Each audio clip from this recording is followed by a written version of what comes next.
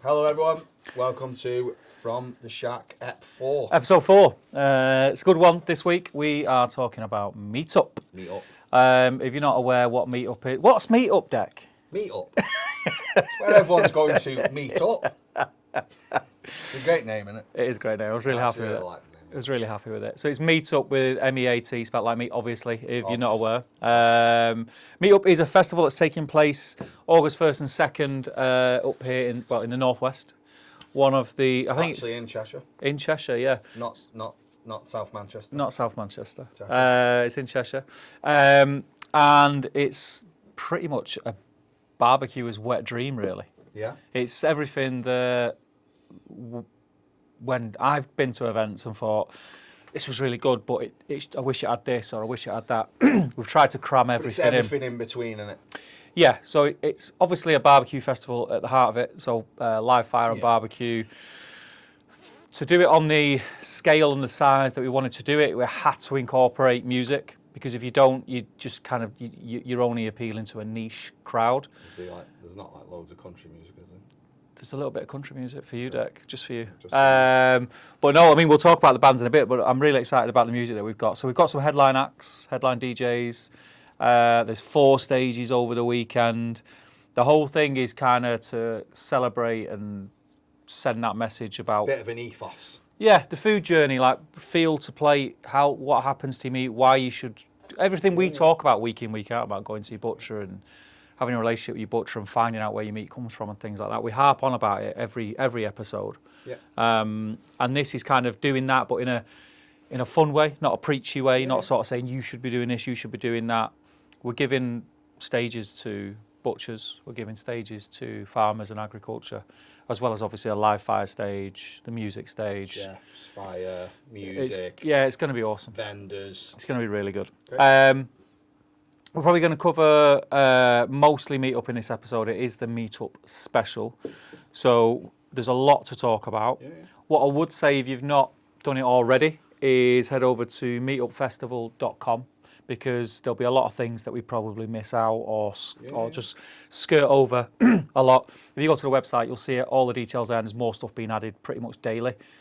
We have got some other names to announce, one which I'm very, very excited about, but I can't say it because it's not confirmed yet. It might not happen, but there is one name that if we get You can let us know these later, guys, mate. if we get these guys, I will be over the moon. So yeah, barbecue scene, especially up north. Down south, there's tons of festivals. Yeah, always. And to be honest, it does get a little bit annoying sometimes having to drive 4 The travel, hours. yeah.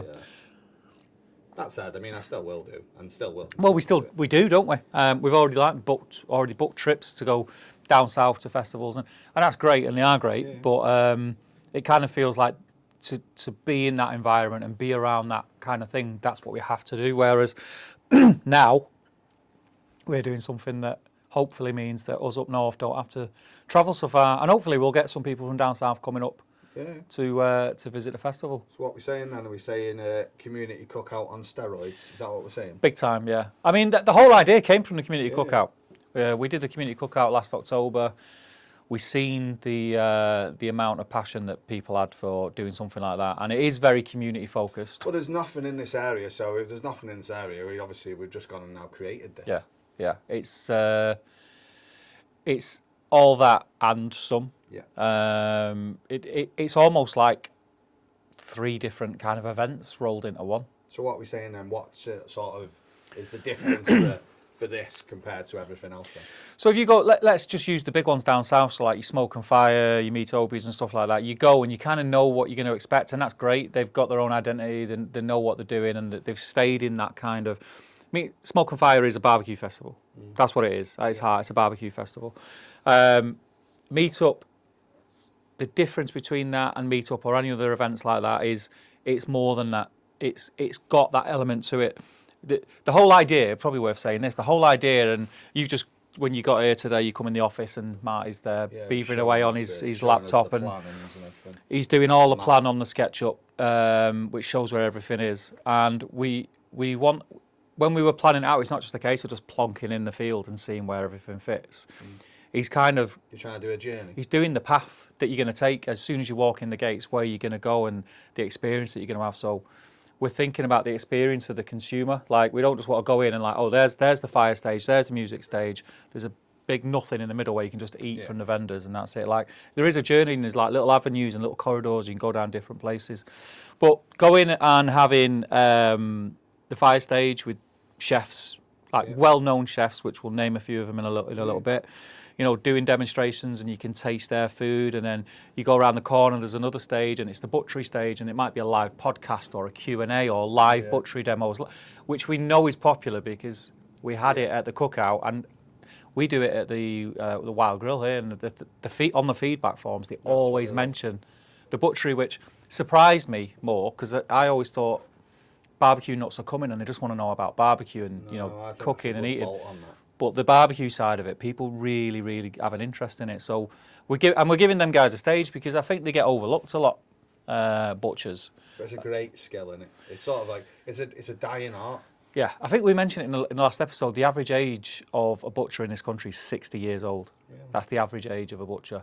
So that shows you that new butchers aren't coming into it. And there's a number of reasons for that. Maybe it's not advertised as well as it could be, but it's mainly the way that we live and we shop and we buy from supermarkets. But we want to fly the flag for butchery. We want to showcase butchery. Yeah, and we've got members of the UK butchery team who are going to be there as well. Like, I don't think people realise that kind of stuff exists. Do you know what I mean? I wouldn't know about Team GB Butchery unless my dad didn't sort of apply and be on the team. I wouldn't have a clue. Like, you know, like, I didn't realise there's lots of things, but there's actually like a butchery Olympics. Like, you wouldn't know, would you, unless you knew someone within that? And that's it. I mean, Olympics is a good term because it's like a sporting event. It's a big event, you know, and all these butchers compete and it's teams and they go across the world, and it's once your eyes are open up to it, it's pretty amazing. The next one's in Australia, I believe. I think it is. Yeah, wasn't the last one? Was the last one in Ireland?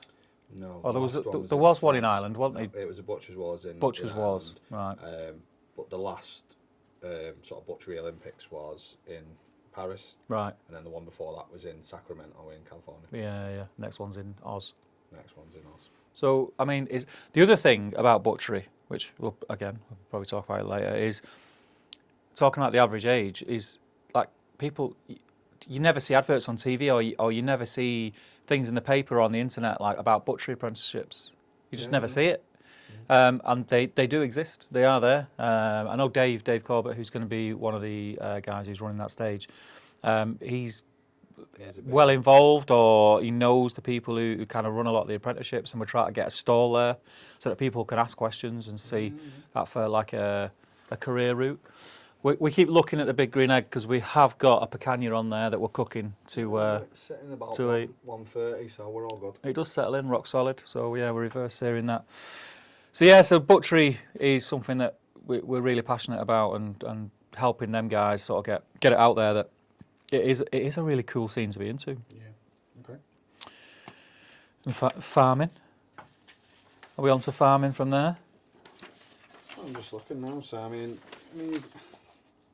obviously we're supporting butchery, we're showcasing butchery, we're supporting UK farmers, and obviously the whole ethos is, you know, field to flame. We're going to bring it right the way through, from farming, butchery, then onto the stage, top class chefs, and then obviously cooking it over live fire. Yeah, seeing the journey that it takes, because that people don't understand that. Like, as well as the butchery, giving farmers and agriculture an area and a stage, we've got different people who I mean, we've always talked about knowing where your food comes from and preached about it and getting to know your butcher. I've never really looked that deep into the farming and agriculture side, and it was only when I watched, weirdly enough, Jeremy Clarkson's farm, like, opened my eyes massively to the struggles that they have. And then you see it on the news all the time, don't you, about like farmers in tractors, like driving all the tractors to London to protest and all that kind of stuff, and they're just getting shafted left, right and centre. And I think people have this image in their head that all farmers are like loaded and they own all this land and they own all this big machinery, but that's like, it's a stupid way to look at it. They need that to be able to farm. If they haven't got that, they can't farm. If you haven't got that amount of land, then you can't be a farmer. If you haven't got the machinery to farm that land, then you can't be a farmer. So it's all like borrowed against the land 9 times out of 10. Obviously, you're going to get some farmers who are doing very, very well, but it's like any industry and trade. I'll turn that off. It's like any industry or trade. Some people do better than others, but generally, I think the massive bit in the middle, which is most of the farmers, are struggling at the minute. And people, we only hear what the news decides to tell us. So we thought, you know what, let's get the farmers involved, bring them in. If people have got questions, they can ask. But the other thing about the farming industry that I didn't realise is it's massive on social media. Like the social media accounts have just got a huge following.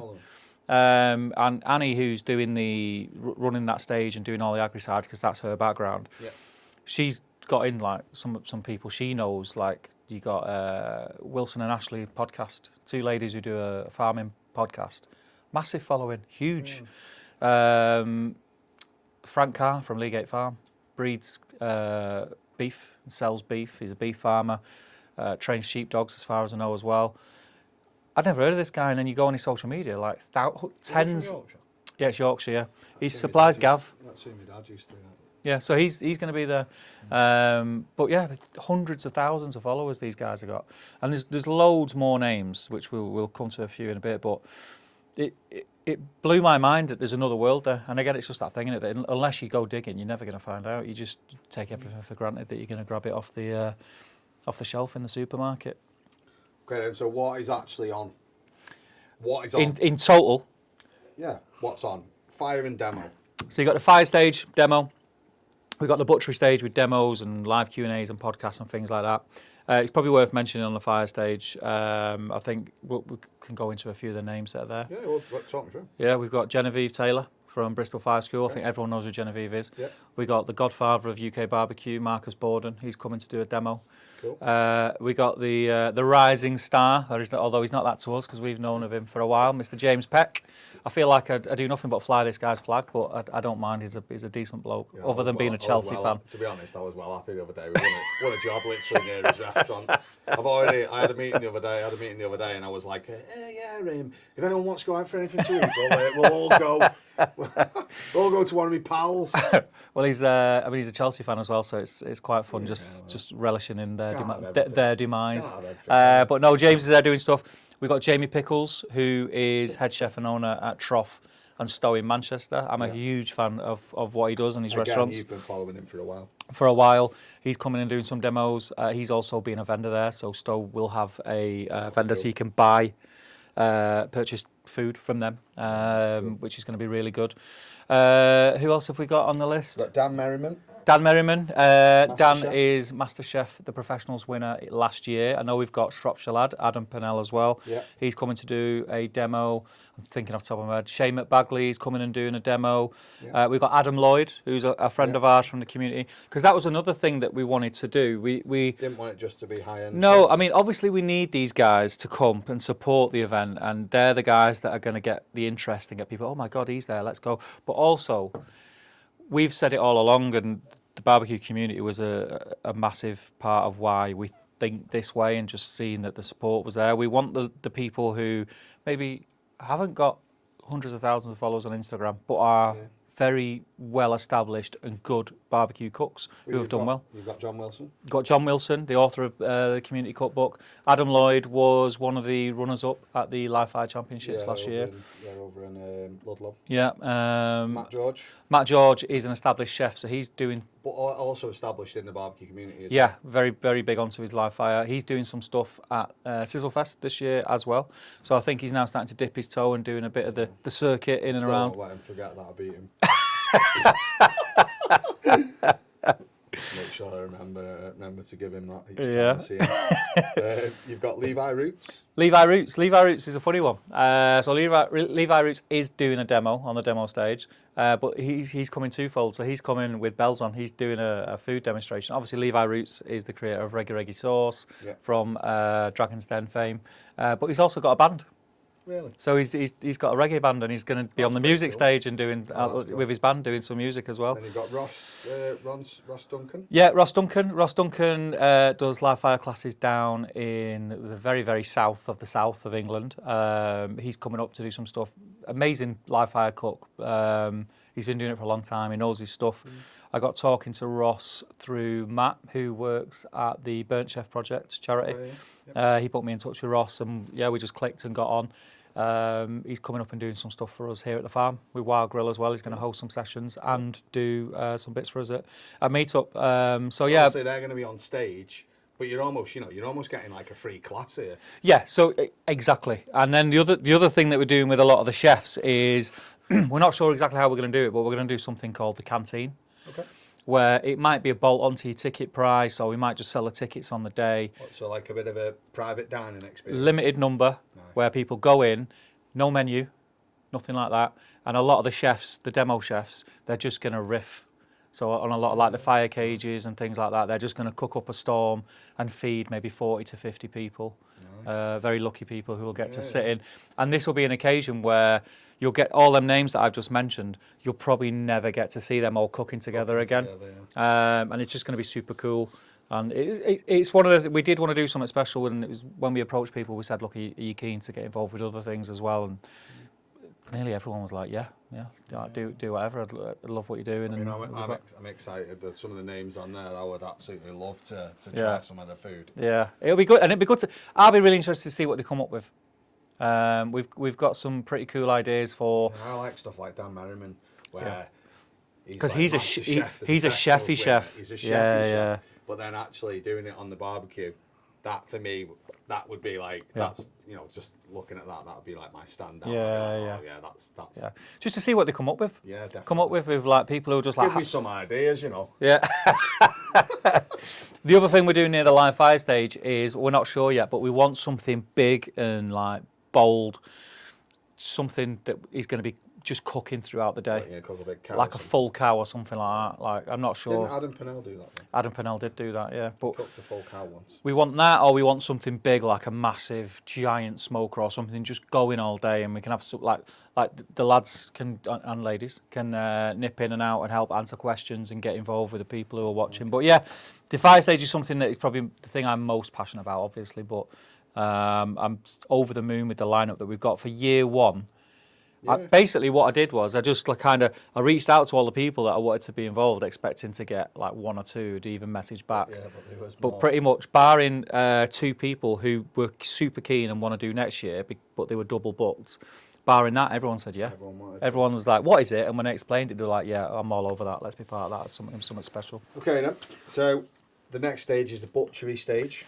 Butchery stage. What's it about? So the butchery stage, again, like we said, it's to show people what butchery is all about, basically, why you should research the meat that you're cooking, and then a bit of education. Yeah, education, and then also what you can do with that. Like every steak isn't the same, every chop isn't the same. So you're going to be doing a bit of breakdowns, maybe. Bit of breakdown. There'll be demonstrations on how to prepare, and do things like that. There's probably going to be one or two barbecues on that stage as well. Really. Where they might be cooking some of the things that they're doing and giving out tasters. So we've got the craft butcher off Instagram, Richard Silverman, and Dave Corbett, who are going to be the hosts of that stage. Okay. And they are going to be, their lieutenant for that weekend is Mr. Liam Sharkey. There's your shout out, my friend. So Liam from the Catering Butcher, obviously, he's been an integral part of this as well. And he's kind of their lieutenant, but he's also going to be doing a demo. So we're going to get Liam on doing a demo in different bits. Dave seems to know everyone in butchery, which is it was a no-brainer for me. Like I wanted Richard involved, Rich Silverman, because I work with him here at the farm. He does the hosting here, and he's a very personable person. He's very outgoing. Yeah. He's very confident in how he speaks. But when I met Dave, and all I kept hearing from every butcher that I ever spoke to was, "Oh, Dave Corbett this, Dave Corbett that." Yeah. It just felt like, well, Dave Corbett's got to be involved, hasn't he? We've got to get him involved. But then you've got other people. You've got Connor Ringrose. Yeah. He's a young up and coming butcher who's doing pretty well actually on the scene now, doing a lot of stuff. He was at Meatopia last year, working with some of the crew there. And then you've got Ben Tyndale, Yeah, Team GB. Team GB. He's Team GB captain, is he? I think he is, yeah. Or he was. Yeah. And then all the way from these top end names, you got Pete the Butcher, who's loves an Instagram live, loves going live and showing, which is fantastic. And he's getting some numbers on Instagram on his lives now, like people tuning in. Pete Smith. We've got Skylar Kimber, who is Waz's Barbecue Sauce's daughter, who is fairly new to butchery. I think she started her, if I remember this correctly, or should I say, if I remember this incorrectly, I do apologise, Skylar. I think she started her apprenticeship a couple of years ago because we seen her do a demo at Sizzle Fest, and then she came out of it and she's just got back into it again, like with like renewed resurgence and wanting to just like kick ass in butchery. So she's doing some pretty cool stuff. She's going to be there. Justine Fulton is Rack of Glam on Instagram. She's no longer a butcher. So I think Justine. She worked at the Lemon Shed, didn't she? Yes, but she's from that background. She's from like an agricultural background in terms of her career, and then she got into butchery, and I think she got all the accreditations that she needed to get to be a butcher. And I think she's now gone more on a in-house role, but very skilled at what she does. Very, very knowledgeable. And again, having someone like Justine and Skylar there, because I think people have this, and there is a lot of them, looking at you, Liam, and your dad. They're a certain image, aren't they, butchers? Yeah. When you think of a butcher, this image pops into your head. So having Skylar there and having Justine there, it kind of says, actually, you know what? It doesn't have to be your typical what you think a butcher is. Anyone can do it, and smash it and do really well in it. So, yeah, we just wanted to get different people there and show people that you know, there is any like young girls out there who don't know what to do with themselves, that there's possibly a career in butchery, and it's a fulfilling and great career to go down, because there's not enough. So they're crying out for more butchers, proper butchers. So you've got Rich Summers. Rich Summers, again, another very well-known butcher. A lot of these were from Dave Corbett recommendations. Really? So he came highly recommended. Rich Summers does a lot of craft butchery and things like that. We've also got the amazing Mr. John Rowlands, Butcher John 1. Butcher John 1. Who unfortunately could not get his son into butchery. Yeah, he did a good job there. Tried and failed, apparently. But John, your dad's like super skilled butcher, knows what he's talking about. Again, he's another one of them names that when anyone talks about John Rowlands, it's like he knows his stuff. He knows what he's doing. Liam speaks very highly of your dad. I think I heard about your dad before I met you from Liam. So yeah, I mean, we're really happy with it. I always think I should actually I really should just be more involved in butchery, but you don't have to be, do you? I know. You just say, "Oh, Dad, just grab us that, grab us that." Issue. Like I feel like it's, I should sort of learn a bit more, but then I can just go, "Oh, Dad, will you just do this for us?" Yeah. Like I remember doing he gave me I had a leg of lamb and I was like, "Can you just butterfly it?" And he was like, "Oh, I was like, "Tell me how to do it," and he was like, "I'll just come round and do it." I was like, "All right, yeah, sound." It's just saved. I've not had dinner. I'll just come round and do it. It just saved me doing it, to be fair. I mean, and then last but not least, you've got Butcher Gav. Butcher Gav, yeah. I mean, everyone. I think everyone knows Butcher Gav. Yeah. And yeah, again, that was one of the names that when we knew we were doing the butchery stage, one of the names that we were obviously going to ask, and really grateful that he said he'll do it. Again, he was supposed to do the community cookout last year, but because we had to change dates. We had to change the dates. Yeah. He couldn't make it on the revised date. Yeah, so but he's doing it this year. Yeah. Doing the cookout this year, next month. So yeah, we'll be seeing a lot of Butcher Gav. He'll be doing the cookout and doing a demo at Meetup, as well as probably some other stuff. So all these names that we're saying, they might be doing a demo, they might be doing a demo on something else, or they might just be getting involved in the Q&As. You'll have to come and find out exactly what's going on. It's going to be a ton of fun. I've seen the actual schedule that Rich and Dave and Liam had come up with, and they got some pretty cool ideas actually. Yeah, it's because Dave Corbett does a butchery podcast. Yeah. It's the Butchers Live Lounge, and then he knows the lads who do another. It's a worldwide. Yeah. So he's got some like Yanks in there and things like that. Certain ones do it. They do episodes from over the pond and then they do it from over here. Yeah. So yeah, it's pretty cool. And again, it's just to show that there is like this little world there that most people aren't aware of even exists, and you know, just to learn about it and find out about it and ask, You're there, you can ask questions, you can get involved. They're going to be doing participation stuff as well for fun. Like there's ideas to get members of the crowd up and do things like, you know, tying butcher's knots or butcher a chicken. And, I'll do that. and you I can, need to learn. and like they can win stuff and like, look, just adding a little bit of fun into it all and doing all different things. I'm not going to give too much away because they've got some really cool ideas, but yeah, stuff like that. It's going to be good down the butcher's stage.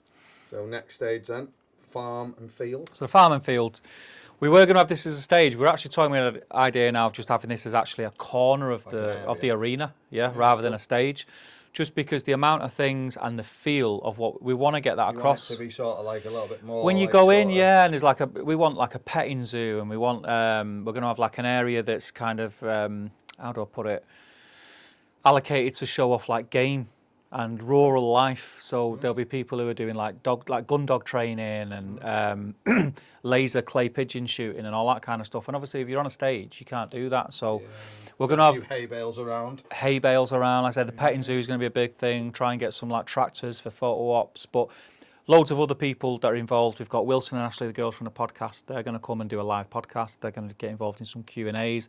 They'll be there all day just walking around asking questions and getting involved with people. Annie knows her stuff. She's going to like just nail that on. She's the host, isn't she? She's going to be the host for the weekend as well.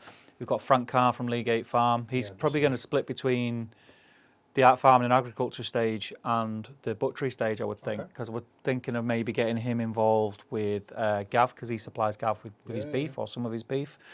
So yeah, there's other people. Eden Hill, I don't know if she's all over my like FYP page on TikTok and Instagram. She's from Lancashire Lamb Boxes, and basically the reason that I really wanted her involved is because she's smashing it on social media. It's fairly local as well. It's fairly local, but also it's a good way because when we say we're bringing farming and agriculture and the butchery bit, we're not saying it's just to teach the general public. We want to get the butchery community to come. We want to get the farming community, so like the young farmers of Cheshire, we want them to come and be able to do something that's with the general public so that they can, you know, intermingle and ask questions. But Eden is really good to have because she can explain to farmers how she's diversified her farm and she's cut out the middleman. She just sells direct to the public now. You know, they're doing really well. Like they're absolutely smashing social media. I think she's got like 250,000 followers or something stupid like that. It's a stupid number that she's got. And her and her husband are just absolutely killing it.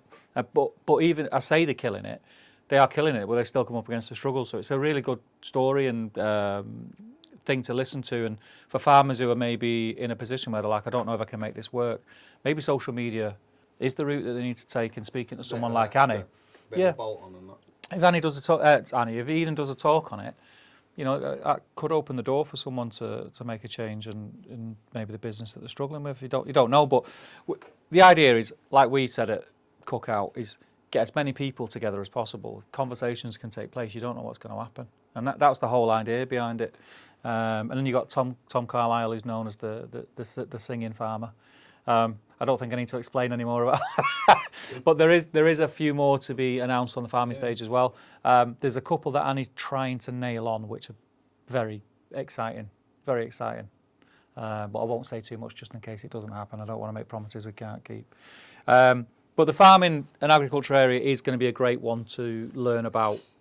Yeah, I'm quite interested. The beginning. It's not something that I would normally be as I wouldn't be as interested. I'm not saying I wouldn't be as interested. It's just not something I would really think about as much. So if that's on offer, I'd probably find me quite a bit at that stage, sort of learning about that. Yeah, Jeremy Clarkson's Farm, the Amazon series, which I think is 4 seasons in or something. I had no interest in watching that when it first came out. Zero interest. And then obviously I work at a farm now. And all I kept hearing about was people talking about Clarkson's Farm. It's amazing, it's great. Oh, did you see last night's episode? And I thought, how good can it be? What is it that good? I was like, how good can it be? I've never watched it. Mate, I watched the first 2 or 3 episodes and then it inhaled 3 seasons in like 2 weekends, And might get home and watch one. I'm not, listen, I wasn't a massive fan of Jeremy Clarkson. Like, take him or leave him, like I wasn't really bothered. I wasn't really into Top Gear, so I wasn't of that ilk in terms of like, you know, blokiness. But cars are not my thing. I'm not really that bothered. Cars aren't my thing, right? I wouldn't mind watching Top Gear if it was on. If it's on, it was. I wouldn't turn it over, but I would. Yeah, I wouldn't go run home to watch it or make sure I recorded it or whatever. But I'm going back. I'm going old school now and recording it. Who records programs these days? But I watched that and really opened my eyes. I had no clue about what's involved in farming, and even him, being a guy who's a wealthy guy and then getting Amazon money for this series. Even he says it. He's like, I can only survive this because of this. Yeah. Because of the camera crews, and he's like, how are these farmers like making ends meet? And it's just like, wow. Things like, I didn't realise that soil has a lifespan. You can't just keep growing in it because you're taking all the nutrients out of it. Yeah. So at a certain point, the soil just stops. Does it? I read something recently. It takes like a long time to produce a certain like the soil. Yeah, yeah. So what they're doing now is they're doing things again. Watch it because it is really interesting. Oh, yeah. But like they're doing things like growing different kinds of things in certain fields for one season. So they don't make any money off that field, but it almost resets. Yeah. Or like letting pigs live on it and like obviously defecate and all that kind of stuff because that's what gives it all the nutrients. And just all stuff like it's super interesting, and it opened my eyes big time. Yeah. Do you want to check on that or not? Should we have a check on it? Just have a little check on it. Have a little check on that with your Thermapen. Thermapen. What is it? Oh, mate, I was like, that's perfect. That. Oh no, it's not. No. I've gone right through. It's 37, yeah. Must have gone right through. Just give it a bit then. Another 10 minutes or so. Perfect, that. Go through, finish. Yeah, 38 we're on. Yeah, another 10 minutes. Straight that, isn't it? Yeah. 38. Right then, food traders. So food traders. I'm excited. This is. What can I eat? This is another one that like super excited about. Yeah. And I knew that the food traders side on an event like this, because I've been to like food festivals. I'm not going to name them, but you know the two that I'm talking about, which are local to here, which tout themselves as the best of British, shall we say? And I think I met you at one, didn't I, last year? And it was absolute tosh. It disappoints me if I go to a food festival and the food is not up to scratch. No. And not even, when I say not up to scratch, it's not even like mediocre. It's just terrible. It's the same people as well. Like, it's just the same vendors. Yeah. Or the same type, maybe not the same vendors, but there's always there's a burger one, there's always somebody saying, you've got your Mexican one, you've got your sugar cone. Brisket, and it's not ever actually brisket, and it just comes as a load of shredded beef. Yeah. Which there's nothing wrong with, but say you're doing that. Don't say it's traditional Texas barbecue if it's not. Like traditional Texas barbecue isn't pulled beef. It's not. It's not, is it? So yeah, we knew that I didn't want people coming to what I'm touting as, a food festival, a barbecue lover's dream, and go away going that was naff. So I knew that these mattered. Well, no fairground burgers, no fairground hot dogs, no like pretend birria, none of that stuff. It's all like proper stuff. So there was a few people that we know that maybe are not well known nationwide, but we know from the Northwest. We're very lucky here to have some people who like phenomenal cooks and are doing it. Maybe not even full time, because a lot of them, like Chris Woodfired Feaster, he's got a full time job, but when he does pop ups and things like that, his tacos are some of the best tacos that I've ever had. Yeah, he's coming. So he's going to be there. But then some of the bigger names, Rack City Ribs. Yeah. Again, I mentioned before, Stowe are doing a pop up. Mr. James Peck, I think he's doing a pop-up with his restaurant as well. We've got Richie Rise, who's the owner and cook at Smoke and Rye in Stone, with a vast amount of knowledge and some of the best UK brisket that I've ever tasted. He's cooked it. Banquet 1415, now called Asado 1415. Sorry. He's changed his branding. Yeah. Smashed it. The last 2 years, he's absolutely smashed it. Award-winning, not just in the UK. He went over to America and won the Live Fire Championships in America. Absolutely nailed it. He was Team Argentina. He got Matty from Matty's Chop Shop. who's doing it with Callum, I think, this year. Is he? Yeah, Okay, so cool. they're going to do some stuff on there.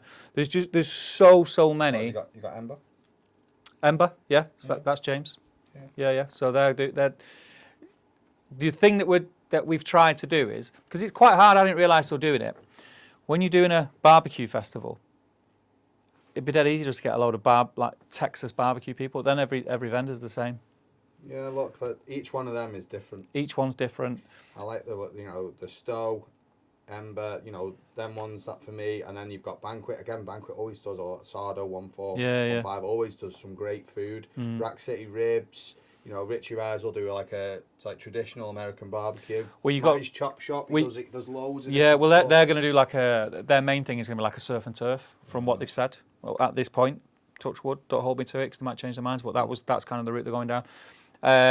But we do have a number of Texas barbecue vendors. I think there's 4. But what I've done is, rather than just go, yeah, you can come, I'm speaking to them and making sure that they're all doing different things. Yeah. So they're not all, 4 different places to get brisket. Because A, that's not good for the experience, because you're like, you want to try the brisket again. And B, it's not good for them.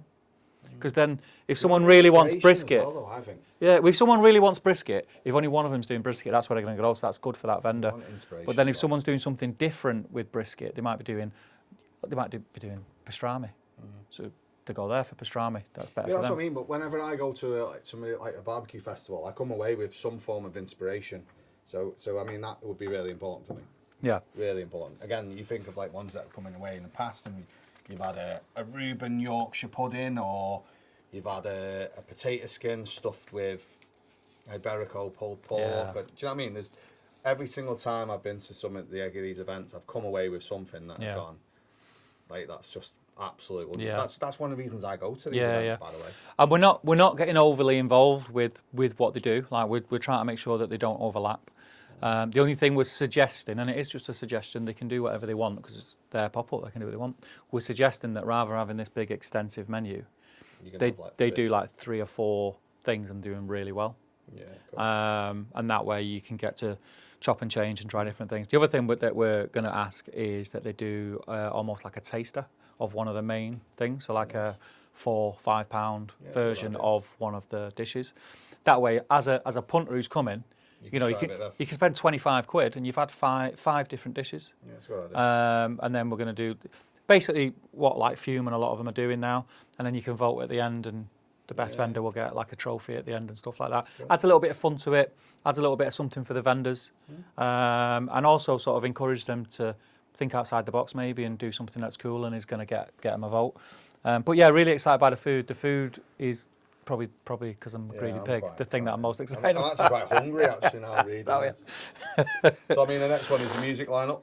Music, again, obviously it's not a music festival, but I mean, if you look at some of the names, it's headline acts. Yeah. It's headline acts. So we kind of knew year one, it's a Manchester festival. Yeah. We didn't want to just be like a Manc festival, but we knew we wanted a little nod. I mean, I'd be up for that. We wanted a little nod. Yeah, I know, and I would as well. But got to think of the crowds, Dick. So obviously we mentioned before, Levi Roots is going to be doing a turn on stage with his reggae band, which is cool. Yeah.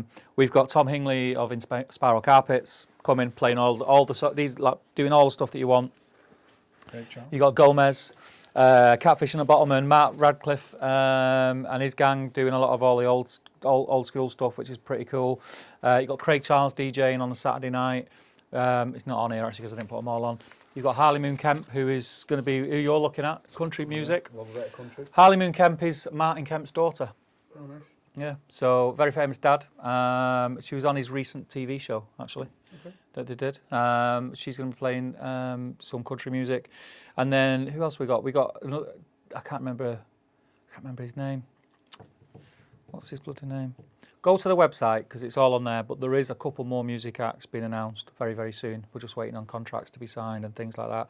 But we've gone above and beyond. There was a conversation about, do we get cover bands? Because from my point of view, going for the food, because being a foodie and going for the food, I'd have been fine with that. Yeah. And 9 times out of 10, the cover bands are really good. Yeah, look, you got everyone singing. Yeah. You got to have an Oasis tribute band. Mate, Clone Roses are better than Stone Roses live. That's all I'm going to say. So there was Oasis. There was a conversation about that, but we decided to go down the original route and actually spend the money and get the actual artists in. And we wanted artists that again are not too modern, that are gonna, because we're attracting, we want a family crowd. So we want like names that people know, whether you're a teenager or whether you're in your 50s. You know, the names that ring true. So yeah, Catfish and the Bottlemen I'm looking forward to the most. I think that'll be really, really good. So the experience then, as a whole. Yeah. What we're saying then. So when you what we want meetups to be and what we're hoping it's going to be and what we're planning for it to be, it's not just a festival. It is, the whole thing's an experience from the moment you walk in. Yeah, well, every food festival like that you go to, as soon as you walk, you smell it before you see it, don't you? Yeah. Like you can smell the smoke in the air, you can like smell the meat cooking, and then just having a buzz around the place, as well as that live music stage. I've said a lot. It's probably worth mentioning that I've said a lot of things, and a lot of people might be thinking, well, I can't do it all at once. We're aware of that. The music doesn't kick off. The live stage music doesn't kick off till 6 p.m. Yeah. So all the stuff on the demo stages is from 10 o'clock in the morning through till about 5:30. Then there's a little break. But there also is a mini music stage, which is going to have like local DJs, like spinning some tunes, and local bands on. Not cover bands, local bands, like indie bands and stuff like that, doing stuff throughout the day on this mini stage. We've got fire breathers, fire walkers. We've got mini Range Rovers for your kids to have little mini Range Rover races. We've got full size. A big corner of the field has been taken up by hovercraft racing. So you can have hovercraft racing on there. There's a kids play area that's fully enclosed where literally there's one way in and one way out. So you can go up to that there, let your kid just run wild after they've filled the face full of candy floss or whatever else they filled the face with. Brisket. And you can sit at the gate on the benches, have a coffee or have a beer or have a bite to eat while your kids just burn off a load of energy. There'll be all like the giant games in there and all that kind of stuff. But then there's other stuff, so there's entertainment for not kids, like big kids. So there'll be like a big Ferris wheel, there's like total wipeout assault course, and anything you can think of like that is going to be there. Giant Jenga and stuff like that. Again, I'll butcher it, pun not intended, and miss things out. Check it out on the website. Kids cinema in an enclosed area, and yeah, we're trying to sort of tick every box. We're actually probably going above and beyond what we need, but in the meetings that we've had, we've kind of said we're probably doing a little bit too much. But what we're going to do is do it all this year and see what's good. And see if it works. If it works, then we'll keep it. But if it's something that's like, well, we didn't need that or we didn't need that for the next year, we can get rid of it and put them funds into getting something else, like getting bigger acts or whatever and things like that. But the whole idea of it is you walk in, and it isn't like the one we met at where everything's just in a big circle around the outside and it's not much going on in the middle. It's little corridors and little avenues, and at some stages of it, we're trying to plan it so like you think you can't work out where you are, and you're like, where do I go? You know, it's not just one way round, and then all of a sudden you're back where you started, and you're like, well, I've done it all. We want it to take all day to mooch around and find all these little nooks and crannies, and there'll be signposts everywhere with directions of where the stages are and what's on and who's on and what time they're on and all that kind of stuff. But yeah, it's going to be special. Really excited by it. One thing I will say, which I don't think I put on these notes actually, is the Ashley Showground is basically 5 or 6 big fields. And the one that we were originally going to go and we've already outgrew. So the field where we have to go now is a 100,000 metres squared. That's the size of the field that we're going in. And to put that into perspective, a football pitch is about 7,000 square metres. So this is what, about 15, 16 football pitches?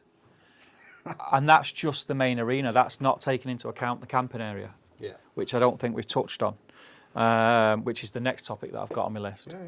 So we've got camping? So camping, Arrive Friday, you can camp all weekend.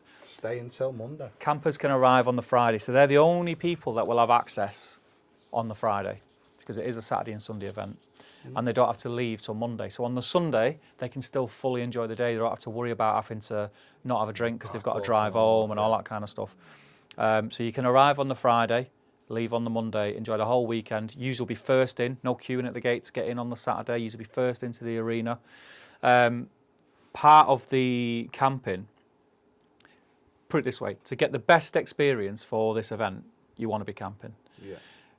We're going to build a communal cooking area like Cookout. So the community cookout, this is where we got this idea, is that on the Friday night, you're not allowed into the main arena on the Friday night, but there's a communal cooking area where you can bring your own barbecue if you want, or there'll be some communal like Weber's, and you can all just cook and hang out. And the good thing about that is you can have a little party, you can have a little bit of music on, you can drink, have something to eat. You get to know the people in the campsite. So when you might go there just with your missus or just with your kids, you don't know anyone else. But then on the Friday night, you get to know people. So then over the weekend, you're like, oh, hey, all right, what are you up to? Have you seen this? Have you been there? Have you done that? And it just makes it a bit more of a community for the whole weekend and more fun. So yeah, camping, I would highly recommend. If you're in two minds, it's going to be a totally different experience if you're camping to if you're not. And then just cooking together as well. Like we're trying to work out something where people can possibly pick meat up on the weekend. Meet up, you like that? Meet up with people. And cook their own breakfast and things like that. But yeah, we're going to iron more stuff out. Keep an eye on the website because everything's going to go on there. But yeah, it's going to be super cool, and I can't wait. Can't wait. You looking forward to it? Definitely. I think it's going to be very different to anything anyone's experienced. Yeah, again, just looking at the, who's on the stage, just looking at sort of this, the information that's going to be available almost as part of your ticket, and then looking at some of the vendors. Again, they're like, some of these restaurants I want to go to. Yeah. Or like to say that Dan Merriman and stuff like that. These are people that I'd love to be able to taste some of their food. Yeah. And I'm going to be able to sort of get all that in one place. Is pretty special one. It is. We're very proud of it. One thing that I haven't touched on, I don't even think I've put in the notes, is we're going to have a barbecue competition as well. So as well as all this, we're going to have a barbecue competition. So not a KC. It's not KCBS. We were going to go down that route, but it's a little bit heavy in terms of... So it's a bit more of a fun one? It's freestyle, yeah. So it's going to be a freestyle barbecue event. Can I be a judge, can I? You can be a judge if you want to be a judge. And we're going to run that on the Sunday so that anyone who pays for a team ticket to take part in the event, they can enjoy the Saturday at the event. And then on the Sunday, then it gets a little bit serious. Then you have to do all the cooking, all the turn-ins. There'll be trophies, prize pools, that kind of thing.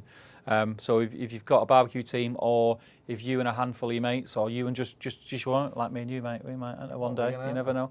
And you just want to do it for a bit of fun, this would be the perfect kind of insight and way into I'd love to competition barbecue. But, we're not going to be able to enter. I'd absolutely love I'm going to be too busy.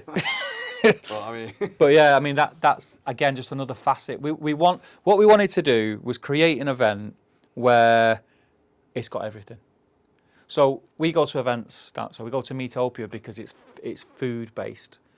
It's mainly about the food. We go to Sizzlefest because it's community based and it's about the community. And you go to this festival because it's something else. Or if you go to like the Live Fire Championships because it's the competition. Yeah, I went Pull in the Park, right? Because it was all Michelin star restaurants at a festival. Food based, obviously. Yeah, but it was a Michelin star restaurants, almost just like this, really. Yeah. All cooking at a festival.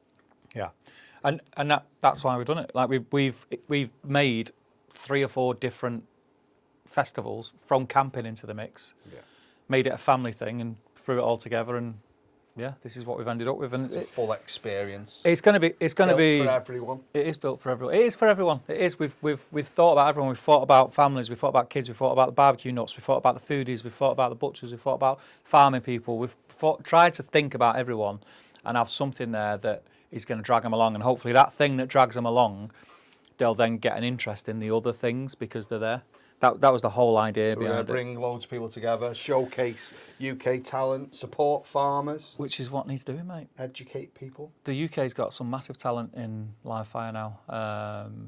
The chefs that we've got on show at Meetup is, again, I said it before, it blows my mind that they're coming to us in year one. The only problem I've got is I've got to top it for year two. I'll have to give Gordo a ring, won't I? See if Ramsey's free. Maybe I'll want to come. Well, no, it's I mean, it's. So where can people get tickets? All on the website. So as this podcast goes live, which is this coming Sunday, Yep. on the previous Friday, all the sign-ups links would have gone out, so the people who've got the early bird access will have it. If by any slim chance, by the response that we've had on sign-ups, if by any slim chance it's midday now on Sunday, and there's still an opportunity to sign up on the website, and general release hasn't been gone, because there's only a limited number of the early birds. If you are listening to this podcast now, and you go on the website and sign up still on, sign up, because it's going to be the only way to get the cheapest price. Once those limited number of cheaper price tickets are gone, they're gone. General release sale. There will be no more discounts after that. So it's well worth signing up. I'll be posting all this. I'm not just letting you know last minute. I'll be posting all this on the lead up to release this week. But yeah, get over to meetupfestival.com. That's meatfestival.com.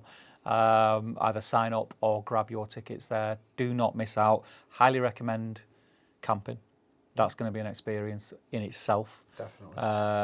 And we're basically taking what we did at the community cookout and Amplifying whacking a load of rocket launchers on it and all sorts of stuff, and just trying to make it massive. Just make sure you're there then, peeps. We're already planning for 2027, believe it or not. 2027 plans already started and tickets now going on sale for 2026. That's how confident we are with it. And that's how we've had people contact us who want to be involved, and it was too late. Like we physically can't squeeze them in. The fire stage is like packed to the rafters. Like we've crammed people in. So it was unfortunate that we had to say to some people we can't do it, but we already have some names locked in for 2027. Cool. And probably you're watching them on TV this week. That's the biggest hint I'll give you. I'm not going to name any names, but if you're into your food programs, you're watching them this week on telly. Nice. So that's it. That's Meetup. Next time, guys. Are we doing it? No, not We're not doing it. But yeah, go to the website.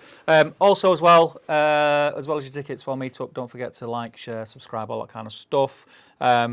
We didn't do the comments on this one, but we'll do the comments on the Shack Bites, because we've got a lot of comments to catch up on. So we haven't forgot about you. If you comment on Spotify, we will always read your comment out. So we'll see you in episode 5.